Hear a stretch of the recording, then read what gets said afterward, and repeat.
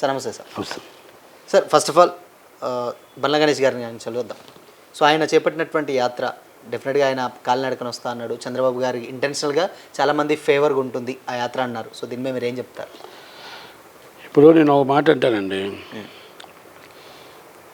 ఏది ఏమైనా చంద్రబాబు నాయుడు గారు అరెస్ట్ అప్పుడు ఎవరు బయటికి రాలే, అవును, ఎవరు ధైర్యంగా మాట్లాడలే, ఎవరు నోరు విప్పలే. ఎవరు మాట్లాడిన మాటలు ఈరోజు శివాజీ గారు మాట్లాడినా, ఇంకొకరు మాట్లాడినా, ఆ రోజు ఎవరు బయటకు వచ్చి జగన్మోహన్ రెడ్డి గారు గవర్నమెంట్లో మాట్లాడారు అంటే నేను ఒప్పుకోను. ఓకే, మాట్లాడింది ఇండస్ట్రీలో ఫస్ట్ నేను, అవును, తర్వాత అశ్విని దత్ గారు, తర్వాత రాఘవేంద్రరావు గారు, ముగ్గురు మాత్రం మాట్లాడారు. తర్వాత అందరూ మొత్తం జనాలు ఐటీ ఎంప్లాయీస్ వాళ్ళందరినీ మనం చేసుకుంటూ వెళ్తే వాళ్ళందరూ కూడా చంద్రబాబు నాయుడు గారి కోసం ఉప్పునిలాగా జనాలు ఒక ఉప్పున, అంటే ఒక మనిషిని అరెస్ట్ చేస్తే ఇలా మనకి గోడలు బద్దలైపోతాయి అంటారో ఆ ఉప్పునలో అందరూ వచ్చారు. ఓకే, చాలామంది కొంతమందికి పబ్లిసిటీ ఇష్టం ఉండదు, కొంతమంది పబ్లిసిటీ చేసి పదవులు పొందుదాం అనుకుంటారు, పబ్లిసిటీ చూపించి పదవులు తీసుకుందాం అనుకుంటారు, పబ్లిసిటీ చూపించి చంద్రబాబు నాయుడు గారి దగ్గరికి వెళ్ళిన వాళ్ళు ఉంటారు, ఫోటోలు తీసుకున్న వాళ్ళు ఉంటారు. కానీ కష్టపడేవాడు ప్రేమించేవాడు ఎప్పుడు కూడా ఫోటోలకు ఆశించడు, ప్రేమించేవాడు ఎప్పుడు కూడా ఆర్భాటింగ్కి వెళ్ళడు, ప్రేమించేవాడు ఎప్పుడు కూడా మొత్తం టోటల్గా ఏదో పోస్ట్ ఆశిస్తేనే వెళ్తారు. అంటే ఇది నేను ఎందుకు చెప్పానంటే, ప్రపంచంలో ప్రజలందరూ చంద్రబాబు నాయుడు గారిని ప్రేమించారు. ప్రపంచంలో ప్రజలందరూ ఆ రోజు నువ్వు ఉద్యోగం తీసేస్తావా, అరెస్ట్ చేస్తావా, కేటీఆర్ గారు మాట్లాడితే ఐఎమ్ రెడీ అరెస్ట్ అని వచ్చిన వాళ్ళు ఎప్పుడూ చంద్రబాబు నాయుడు గారిని కల్లా. నిజంగా ఉద్యమం స్టార్ట్ చేసిన ఒక పల్లెటూరులో ఉన్న ఒక అవ్వ చంద్రబాబు నాయుడు గారిని కల్లా. చంద్రబాబు నాయుడు గారు నిండు నూరేళ్ళు బాగుండాలని కోరుకున్నారు. ఒక నిండు నూరేళ్ళు ఆ అవ్వ నుంచి ఆ అన్న దాకా, ఆ అక్క దాకా, ఆ చెల్లి దాకా, ఇంక్లూడింగ్ నేను, ఆయన బాగుండాలి, 10 మందికి సేవ చేయాలి, 10 మందికి మంచి జరగాలి అని కోరుకున్నాం. ఒకటి, చంద్రబాబు నాయుడు గారు సీఎం అయిపోతారో లేకపోతే పవన్ కళ్యాణ్ గారు సపోర్ట్ చేస్తారో కాదు. అక్కడ ఆటోమేటిక్గా అనుకునేది ఏంటంటే, ఒక 75 సంవత్సరాల వ్యక్తిని తీసుకొచ్చి అన్యాయంగా 72 గంటలు ఒక తిప్పి అరెస్ట్ చేశారే, ఈ అరెస్ట్ అనేది కరెక్ట్ కాదు. ఆ వ్యక్తి ప్రజల్లో ఉండాలి, ప్రజల పక్షాన మాట్లాడాలి, జైలు గోడల్లో ఉండకూడదు అనుకునే ఒక మాటల కోసం మాట్లాడేమే తప్ప, ఆయన ఏదో గెలుస్తాడు, పదవులు ఇస్తాడు, మాకందరికీ స్వాగతం పలుకుతాడు, మాకందరికీ కలిపి అవార్డులు ఇస్తారు అని ప్రజలు అనుకోలే. ప్రజలు అనుకున్నది నెరవేరింది.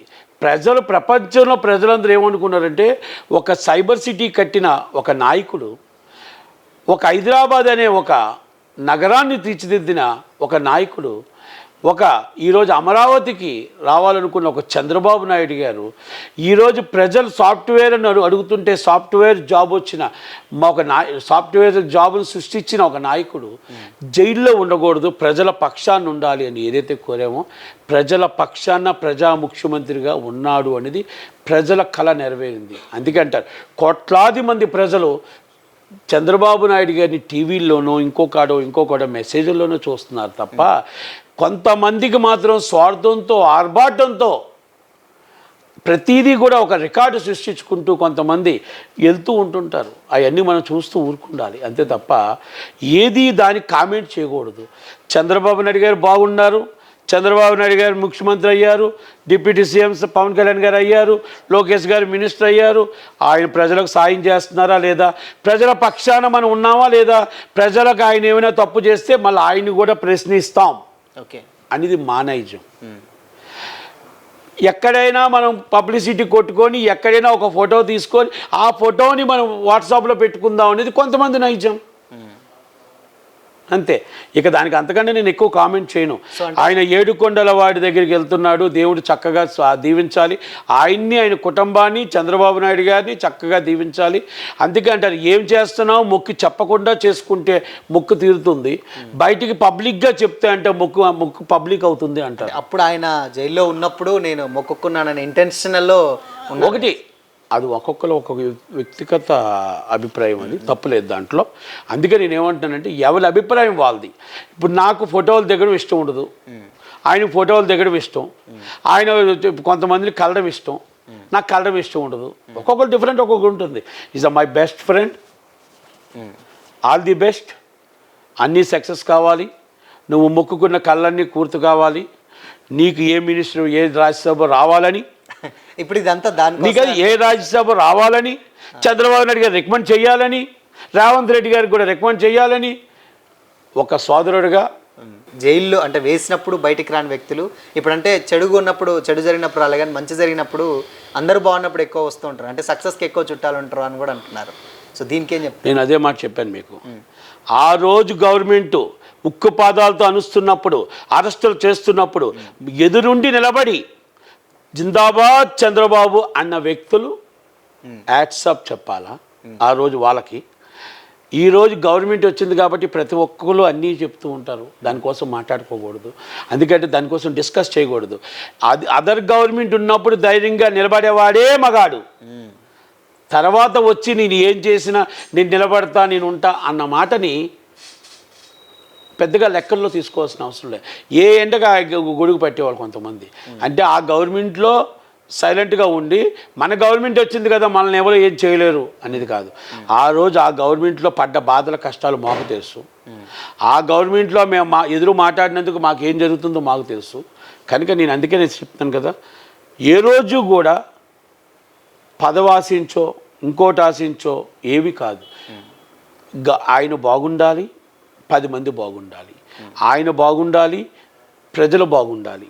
ఆయన బాగుంటే మన అమరావతి బాగుంటుంది, ఆయన బాగుంటే రాష్ట్రం బాగుంటుంది. ఆయన లాంటి వ్యక్తి ఉంటే మనకి రేపు రాష్ట్రానికి ఇబ్బంది కలిగిన నిలబెట్టగల ధైర్యం ఉన్న వ్యక్తి.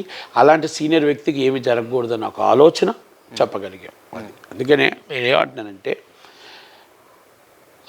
ఎవరు ఏమి చేసినా ఆ రోజు మనం గట్టిగా ఫైట్ చేసి చాలామంది బయటికి రాలేదు, సినిమా వాళ్ళు కూడా ఎవరు రాలేదు.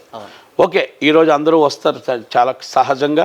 గవర్నమెంట్ వచ్చేటప్పుడు పనులు చేయించుకోవడం కొంతమంది వస్తారు, పదవుల కోసం కొంతమంది వస్తారు, పోస్టుల కోసం కొంతమంది వస్తారు, అన్నింటికి వస్తారు. ఇవన్నీ కామన్. మనం దానికోసం పెద్దగా పట్టించుకోకూడదు, చూసుకుంటూ వెళ్ళిపోవాలి, చూసి చూడనట్టు వెళ్ళిపోతూ ఉండాలా. ఓకే. అండ్ ఇప్పుడు లేటెస్ట్గా జరిగేటువంటి విషయం ఏంటంటే సార్,